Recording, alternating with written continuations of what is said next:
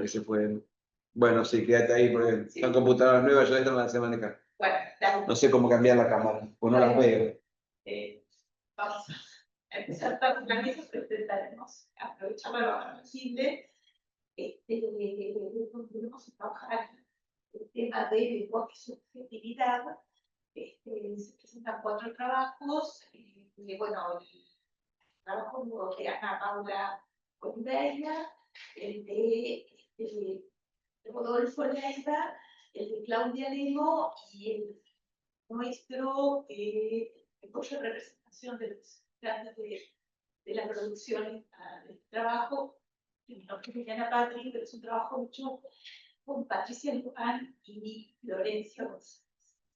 Así que, bueno, voy a presentar mínimamente lo que rescatar de los trabajos, para si damos opción a la lectura. Tratemos de hacerlo lo más cortito posible para que podamos presentar lo más enriquecedor. 40 minutos. Claro, 40 minutos para todos. Claro. Bueno, Ana Paula, para el educativo es un magíster y vas a trabajar la crítica a la educación moderna de sujeto desde Foucault y Lacan, a partir de la confluencia de Foucault, que es un autor, ¿sí? Es decir, que vas a hacer una interrelación entre estos dos campos, el de Foucault y de Lacan, a la altura de Lacan del seminario 17 del universo del psicoanálisis. Bueno, Rodolfo, que no está, iba a presentar un trabajo respecto de la modernidad y cómo se cuestiona la individualidad del sujeto, el método, la ciencia experimental, la conciencia histórica. Claudia Lemo, que es doctorando, iba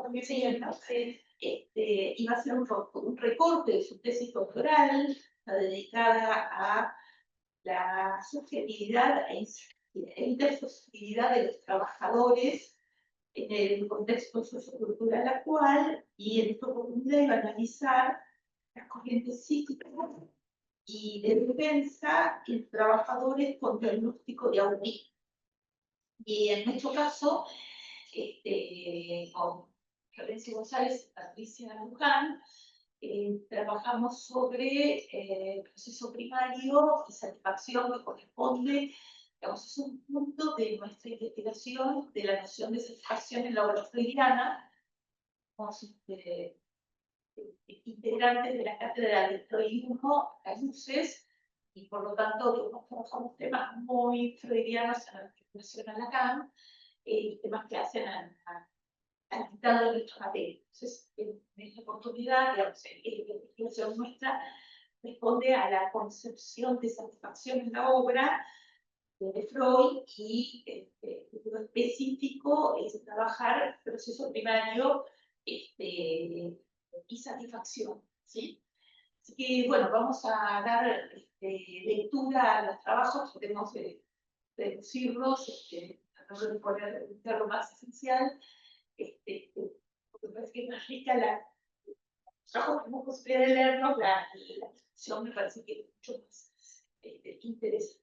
Así que, Paula, ¿querés empezar? Sí. Bueno. Bueno, soy Ana Paula Vicente de Oliveira, magíster en Ciencias de la Salud y doctoranda UCES. Les presentaré el trabajo Discurso y Lenguaje, articulaciones entre Foucault y Lacan en el seminario 17, el reverso del psicoanálisis. Si bien Michel Foucault no se ocupó de manera sistemática de la obra de Jacques Lacan, en sus textos encontramos numerosas referencias al psicoanalista francés. Se trata, en general, de menciones asociadas a la problemática de las ciencias humanas y especialmente a la crítica de la concepción moderna del sujeto. Estas referencias, aunque breves, permiten delinear un campo de interlocución teórica entre Foucault y Lacan. El presente trabajo propone articular los aportes Foucaultianos en torno a los conceptos de lenguaje y discurso con algunas de las formulaciones del reverso del psicoanálisis de Lacan, explorando sus puntos de encuentro, tensiones y desplazamientos que emergen del cruce entre ambas perspectivas. Se trata de una investigación teórica de carácter cualitativo basada en la revisión bibliográfica de parte de la obra de Michel Foucault y del seminario lacaniano mencionado. Bien, yo voy a empezar con Foucault. Verdad y enunciación. El lenguaje como práctica discursiva en Foucault. La cuestión del lenguaje ocupa un lugar central en la reflexión filosófica de Foucault, influida por el contexto intelectual del estructuralismo y de la hermenéutica. Sin embargo, desde un enfoque metodológico, su propuesta arqueológica busca describir históricamente el lenguaje a partir de enunciados o formaciones discursivas, desbordando tanto el formalismo estructuralista como la deriva interpretativa. En su fase genealógica, el análisis se desplaza desde el estudio de las epistemes hacia los dispositivos y prácticas, discursivas y no discursivas, incluyendo las dimensiones éticas y las relaciones de poder. Este giro permite analizar históricamente los usos del lenguaje y, sobre todo, demostrar cómo las prácticas discursivas construyen subjetividad. En la arqueología del saber, Foucault define el discurso como un conjunto de enunciados que provienen de un mismo sistema de formación, siendo el enunciado la unidad irreductible tanto a la proposición lógica como a la frase gramatical. En este nivel, la función enunciativa se constituye como eje articulador de las formaciones discursivas, las cuales operan como marcos históricos que determinan qué puede decirse, quién puede hablar y en qué condiciones. Lo decisivo en esta concepción es que el lenguaje deja de ser estructura autónoma o un sistema de signos para devenir una práctica situada, regulada por condiciones históricas específicas. Se trata entonces de una perspectiva que desplaza el análisis del lenguaje hacia el campo de los dispositivos, entendidos como redes heterogéneas de saber y poder. Ahora bien, esta noción de discurso como práctica histórica regulada encuentra un punto de interlocución con el seminario de Lacan, donde el concepto no es pensado en términos de comunicación o representación, sino como una estructura que ordena el goce y el lazo social. En particular, la formalización de los 4 discursos de Lacan puede leerse en términos Foucaultianos como una tipología de formaciones discursivas que regulan la posición del saber, la producción de verdad y la constitución del sujeto. Foucault, por su parte, rechaza la idea de un poder que actúe fuera del discurso o como fuente oculta que lo determina. En lugar de ello, sostiene que el poder funciona a través del discurso, el cual se configura como un elemento en un dispositivo estratégico de relaciones de poder. Desde esta óptica, el discurso produce posiciones de sujeto y regula modos de subjetivación. Esta perspectiva encuentra un eco en la formulación lacaniana del discurso, como estructura que determina el lugar del sujeto, del saber, del amo y del objeto A. Así, ambos autores, desde registros distintos, coinciden en concebir el lenguaje como una matriz que organiza los modos de existencia, de saber y de poder. Finalmente, la noción Foucaultiana de formación discursiva como conjunto de reglas que definen condiciones históricas de ejercicio enunciativo puede pensarse en relación con los lugares y funciones que Lacan asigna en su esquema de los discursos. En ambos casos, el discurso no es reductible al habla de un individuo ni a un contenido semántico, sino que implica un orden de relaciones que produce efectos de subjetivación y economías de goce. El subtítulo, Retorno, discurso y saber, Foucault y la función del autor en el horizonte del seminario 17. Michel Foucault pronunció la conferencia titulada ¿Qué es un autor? En 1969. En este texto, Foucault destacó a ciertos autores, siendo Marx y Freud los casos paradigmáticos, como fundadores de discursividad, figuras que establecieron la posibilidad y la regla de formación de otros textos. Su argumento consistió en deslindar la función de estos instauradores de discursividad respecto de la relación con el discurso, es decir, las proposiciones posteriores no se evalúan según los criterios de validación empírica, sino a partir de su relación con la obra originaria. De ahí la necesidad permanentemente renovada de un retorno a los textos fundacionales. Foucault subraya que esta operación de retorno exige que haya operado previamente un proceso de olvido. No se trata aquí de una incapacidad de recordar, sino de un cierre interpretativo. El oído, entonces, lejos de ser un obstáculo, se convierte en condición de posibilidad para un retorno activo al texto. Un retorno que apunta a lo que está inscrito como ausencia, hueco, laguna en el texto, con el fin de combatir la plenitud ficticia de dicho olvido ha instaurado. De este modo, todo retorno implica necesariamente una transformación del texto y del discurso que lo prolonga. No se trata de alcanzar un sentido originario oculto, sino de provocar una modificación activa del discurso y de reactivar su potencia disruptiva. Jacques Lacan, presente entre el público en esta tarde, Jacques Lacan, presente entre el público esta tarde, no dejó pasar la oportunidad de intervenir al final de la conferencia para señalar lo que significa el retorno a todo lo que usted dijo, al menos con respecto a aquello en lo que yo haya podido contribuir, me parece perfectamente pertinente.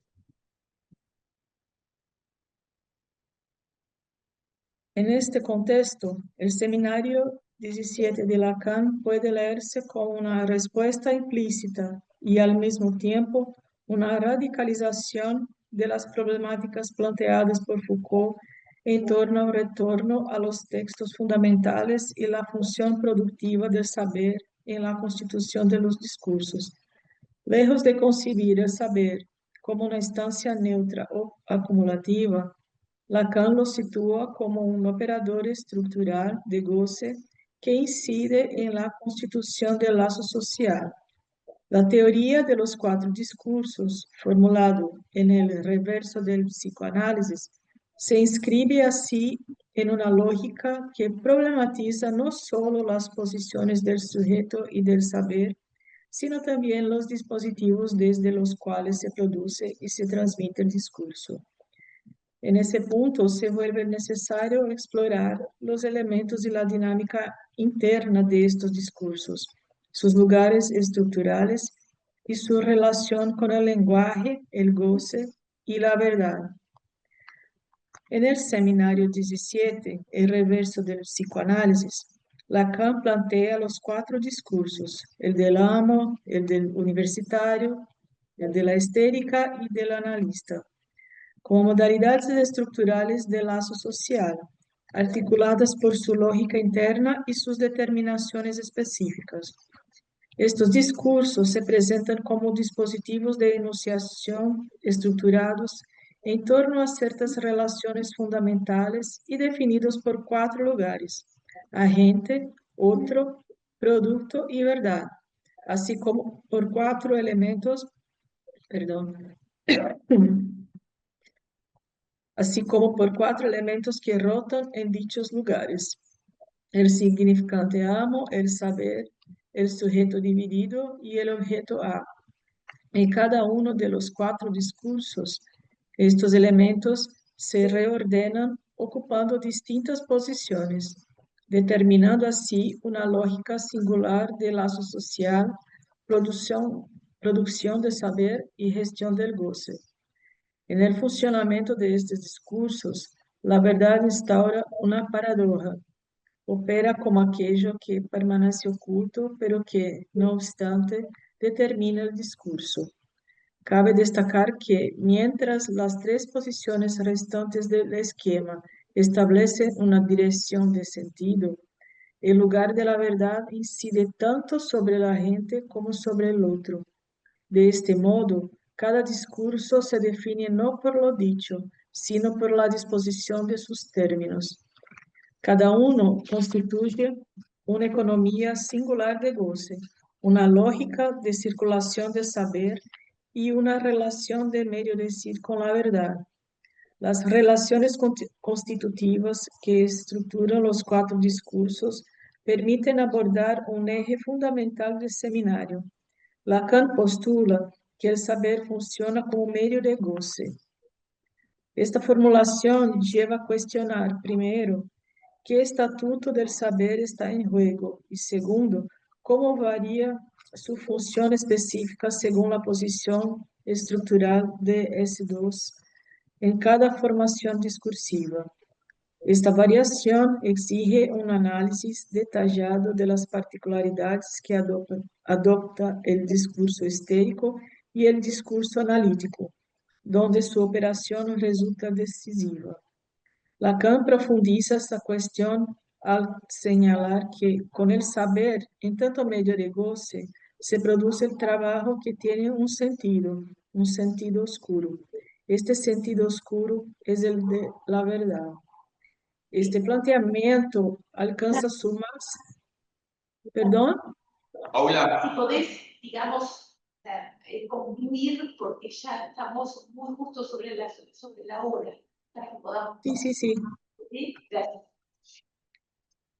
En cuanto a la especificidad de la noción de saber que Lacan introduce en el seminario 17, puede decirse que su aporte fundamental consiste en formular que, en análisis del saber se goza. Esta afirmación redefine la función del saber en el dispositivo analítico y permite pensar el inconsciente no como lo opuesto a la conciencia, sino como el saber del que se goza. El curso de un análisis, entonces, apuntaría a que este saber pierda su eficacia sintomática mediante un movimiento discursivo específico. Así lo indica Lacan cuando sostiene que lo que se espera de un psicoanalista es que haga funcionar su saber como término de verdad. En este marco, la interpretación analítica no apunta a descifrar un contenido latente, sino que, en tanto enigma, opera sobre la enunciación. Se dirige a la posición del sujeto en su decir. En este gesto, la verdad no se revela como sentido oculto, sino que se produce como efecto de palabra plena. En ese sentido, Lacan insiste en el carácter enigmático que asume la verdad en el dispositivo analítico. La intervención del analista desoculta aquello que está y que se encuentra reprimido. Una verdad que no debe pensarse en términos lógicos formales, Ahora, sino como efecto de la división subjetiva. Es esto. Gracias. Disculpanos, si en tal caso lo retomamos si tenemos tiempo en la discusión. ¿Sí? Claro. Gracias, Pablo. Se unió Rodolfo, y vamos a la presentación. Les voy a pedir si podemos, digamos, hacer un resumen sin leer en lo posible, ¿no? Digamos, de el trabajo, los lineamientos del trabajo, porque no nos queda tiempo. Vamos a tener 7 minutos cada uno de los demás ponentes. Tratemos de ser y transmitir las líneas fundamentales o la intención del trabajo, y después por ahí podemos aportar algo más. Vale. Bueno, ¿quieren seguir? Bueno. Claudia. Bien.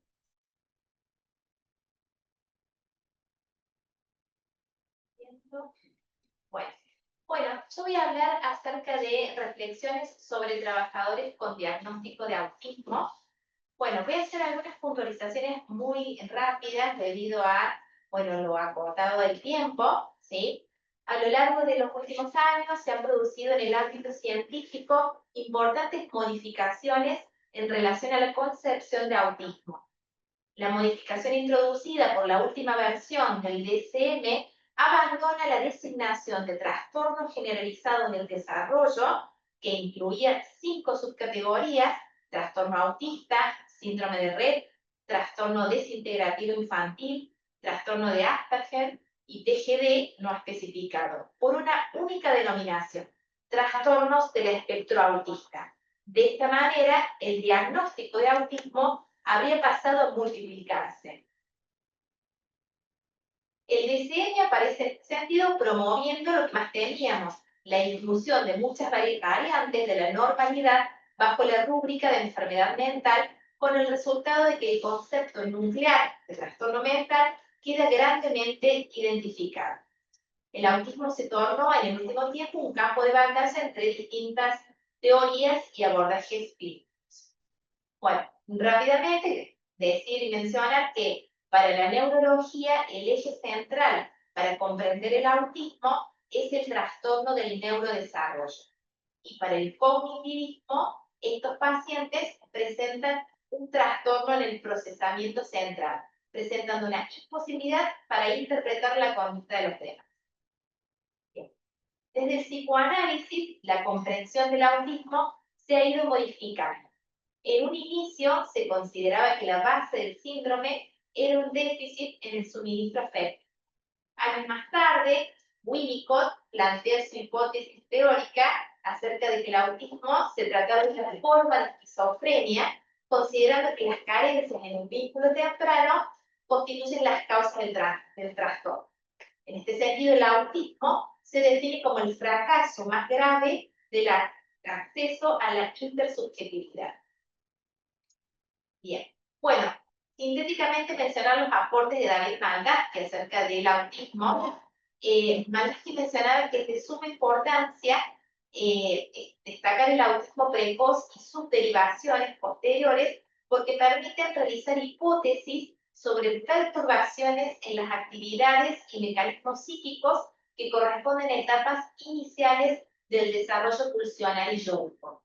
La comprensión del autismo permite arribar no solo a intervenciones clínicas pertinentes, sino también a elaboraciones teóricas sobre los orígenes de la vida psíquica. Bueno, un poco Malansky también mencionaba la cuestión de que en los pacientes con autismo hay una dificultad para cualificar el afecto, sobre todo el dolor. Esto lo toma de Taylor y de Turpin, y en lugar del dolor aparecen otros estados que dan cuenta de aspectos económicos del dolor, como apatía, abulia, sopor, astenia, desgano y letargo. Bueno, y Malansky también le otorgó un gran valor al rol de la coraza antiestímulo en el autismo, destacando que en esta patología, esta coraza que debe desarrollarse junto al yo real primitivo para proteger los órganos sensoriales no se crea, ¿sí? Bien. Bueno, a estas definiciones y caracterizaciones del autismo, resulta importante e interesante las consideraciones de algunos autores sobre si se trata de una enfermedad, un déficit o un modo de estructuración que cuestiona cómo se inserta el lazo social en la estructuración psíquica. Bien, bueno, lo voy a pasar. Vamos a lo central, autismo y trabajo. Lo anteriormente mencionado cobra gran relevancia en relación al ámbito laboral, debido a que muchas personas con diagnóstico de autismo deben recibir intervenciones que favorezcan su desarrollo personal y social, sobre todo la necesidad de trabajar. Para estos sujetos, encontrar empleo resulta difícil debido a que al salir del sistema educativo encuentran muy pocas oportunidades para su desarrollo y desarrollo. El empleo en adultos con diagnóstico de autismo es un campo de investigación relativamente nuevo que requiere de mayor investigación. Las consecuencias que provoca la falta de información dejan en desventaja a los jóvenes adultos y a los adultos con autismo debido a la falta de oportunidades a las que pueden acceder. Bueno, la fundamentación de este trabajo es que, en función a lo expuesto, surge la importancia de profundizar en la subjetividad de personas con diagnóstico de autismo en el ámbito laboral para efectuar sugerencias a las empresas e intervenciones que promuevan prácticas equitativas que respeten y favorezcan a los trabajadores. El objetivo general de este trabajo fue analizar las corrientes psíquicas y defensas en trabajadores con diagnóstico de autismo. Bueno, se trata de una investigación cualitativa que emplea un estudio exploratorio, descriptivo e interpretativo. Y los instrumentos utilizados fueron la entrevista semidirigida, el psicodiagnóstico de Roger, empleando ADL, actos del habla. Bueno, la muestra estuvo compuesta por 3 trabajadores derivados al Servicio de Salud Psicolaboral de una clínica de salud laboral de la ciudad de Córdoba para la realización de un psicodiagnóstico en función de preocupaciones de las empresas por el diagnóstico de autismo con que estas personas llegaban a la entrevista. Se trata de una muestra no probabilística, intencional, seleccionada a partir del diagnóstico de autismo. Bien, bueno, sintéticamente les voy a presentar el caso 1, una joven de 18 años enviada por la empresa en la que está por ingresar, y el pedido de la empresa es que se le realizaran un psicodiagnóstico para saber cómo conducirse ante eso.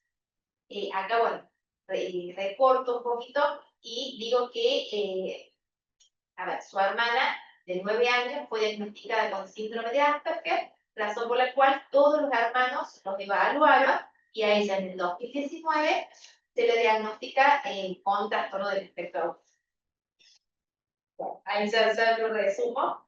Bueno, un poco el trabajo tiene el análisis del test de Roger de la Escuela Argentina, que no es por ahí lo que me quiero centrar, sino que me voy a centrar en el análisis del Roger ADL actos del habla, en donde se analizó el Roger tanto la primera parte, la parte de las preguntas propiamente dichas, de las respuestas, y se analizó la segunda parte, que es el interrogatorio. Entonces, con esta paciente se observó que tanto en la primera y segunda parte, ¿sí?, predomina la analidad secundaria, en lo general cuya defensa principal fue acorde a fines, permitiéndole responder el test. Eso se observa a través de la descripción de hechos concretos como principal acto del habla perteneciente a dicha heterogeneidad. Sin embargo, en ambas fases se pudo observar el predominio de la corriente psíquica fálico-uretral, y en la etapa de respuestas predominó el alejamiento cauteloso, y en el interrogatorio prevalecieron afirmaciones referidas a orientación temporoespacial. Y a eso se agregó la corriente de libido intrasomática. Bueno, por cuestiones de tiempo paso a los resultados del caso 2, ¿sí? En el caso 2 observamos que se lo empleó la defensa perteneciente a la analidad secundaria también, y también apareció la corriente fálico-uretral y fálico-genital, y luego la libido intrasomática. También voy a leer rápidamente los resultados de la 3, porque estamos acá con tiempo muy acotado, y acá voy a mencionar que acá también predominó la corriente fálico-uretral, ¿sí? Puesta de manifiesto en muletillas, luego la analidad secundaria, y en el interrogatorio predomina también la analidad secundaria, la fálico-uretral, libido intrasomántica y fálico-genital. Paso a las conclusiones. Paso a la conclusión, ¿sí?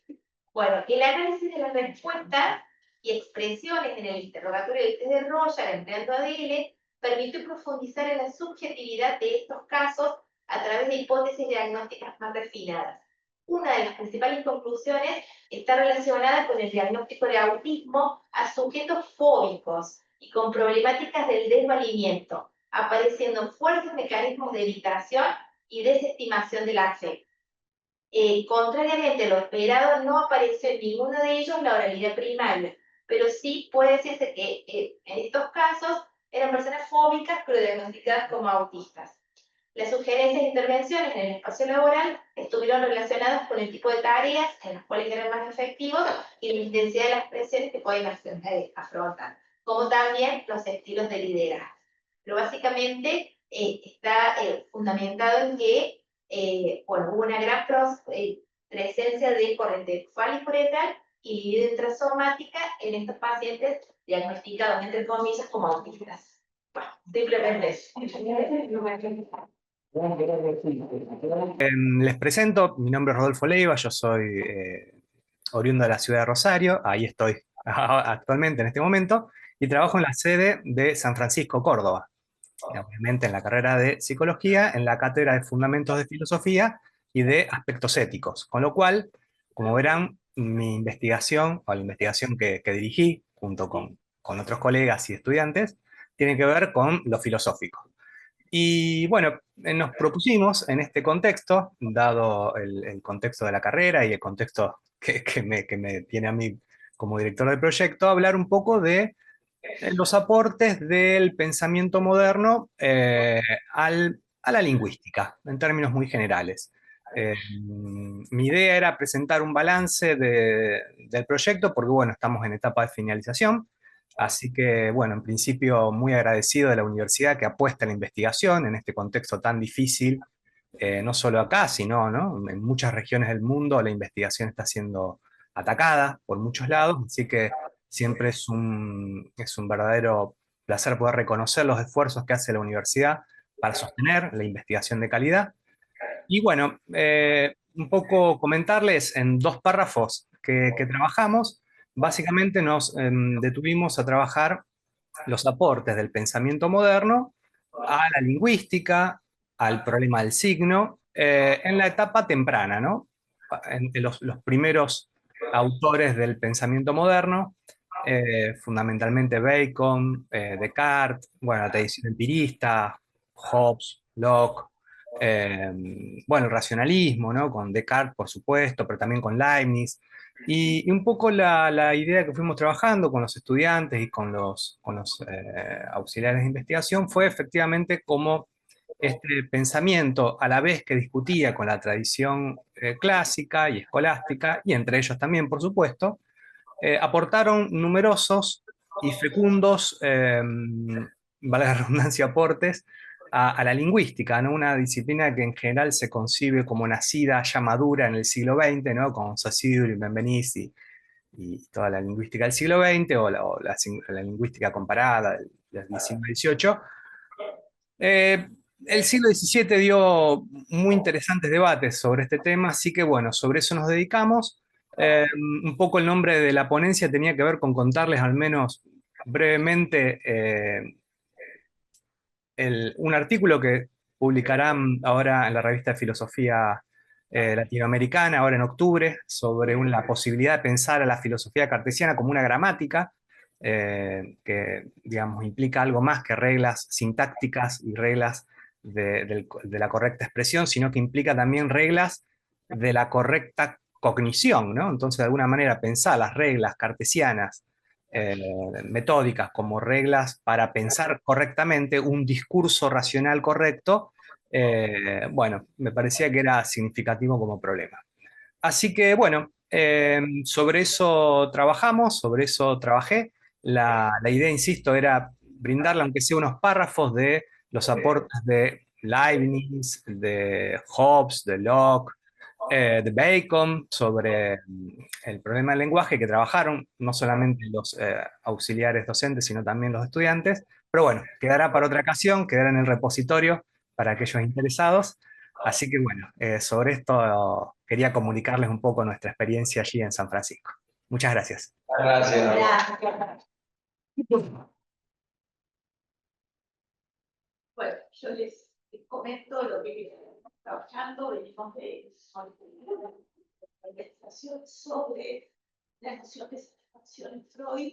Por supuesto, digamos, profesamos esa investigación. Perdón, no se puede oír, Como que No se escucha, ¿te puedes acercar un poco más no se escucha. acá?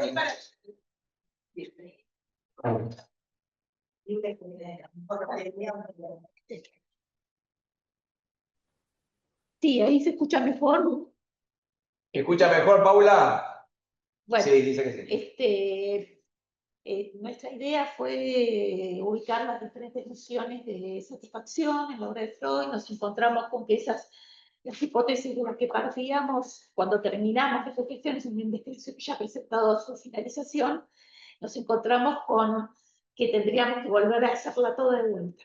Es decir, porque nos dimos cuenta que partíamos de una hipótesis o de una noción de satisfacción que no está en Freud y que tiene más que ver con nuestra lengua castellana. En Freud la satisfacción es el cese del estímulo. Y eso no cambia en la obra de Freud. Nosotros pensábamos que cambiaba, pero en realidad, bueno, nos encontramos con esta paradoja. Con lo cual, digamos, volvemos a revisar ciertos términos que nos interesaban trabajar, y este trabajo tiene que ver con, bueno, con ese punto de llegada, de tratar de, no de reparar, pero por lo menos repensar ciertas cuestiones. Por supuesto, la noción de satisfacción la pensamos en relación a los dos modos de funcionamiento de lo psíquico, del lado del principio del placer y del lado del más allá del principio del placer. Y, digamos, en esta oportunidad queríamos ubicar proceso primario, digamos, lo que Freud denomina proceso primario, despejar ese término y articularlo con la noción de satisfacción. Tomamos en principio, digamos, la interpretación de los sueños, en donde Freud plantea la cuestión del proceso primario y dice, hay una frase muy polémica, que dice que el proceso primario, no porque sea primario, es primero, que es algo que después va a tomar Lacan en el seminario aún, dice lo primario no es primero. ¿Sí? Con lo cual, investigando eso, tratamos de ubicar qué sería lo primero para que el proceso primario se instale. En el texto de la interpretación de los sueños, entendemos que eso primero, ¿sí? Para que haya proceso primario, para que haya una regulación del quantum, implica el campo del displacer. ¿Sí? Freud insiste con el principio del displacer en el capítulo 7 cuando habla del proceso primario. Es decir, que plantea la cuestión a partir del displacer. Línea que es la que sigue Lacan en el seminario de la ética del psicoanálisis cuando revisa el proyecto. ¿Sí? Esa, digamos, planteamos que lo primero para que se ponga en funcionamiento el aparato tiene que ver con el displacer, no con la marca simplemente de eso que llama experiencia de satisfacción, y que eso hace al movimiento, al procesamiento psíquico. Procesamiento psíquico que en esta línea del principio del placer va a estar ligado o comandado por el deseo inconsciente, ¿no? Lo que siempre decimos. El aparato parte del displacer apuntando al placer, con lo que vuelve a encontrarse, por supuesto, con el displacer. Eso es una línea respecto del proceso primario en relación al principio del placer. Respecto del más allá, lo que ubicamos como eso primero, y que es aquello que va a comandar el movimiento, o la regulación del movimiento por el proceso primario, es la repetición. Es decir, ya proceso primario no va a ser, ¿sí? No va a estar dirigido por las leyes de condensación, desplazamiento y figurabilidad, sino que va a estar regido por lo que habitualmente nombramos en Freud como intento de ligadura. Es decir, lo que llama proceso primario sería el intento de ligadura, comandado por la repetición, ya no simplemente por el deseo. Bueno, en esta línea nosotros ahí articulamos, esto tiene más historias, más trabajos respecto. Ya nos vamos. No corten la clase, que esto sigue. Dale, dejamos. Cierro mi link, si no queda abierto.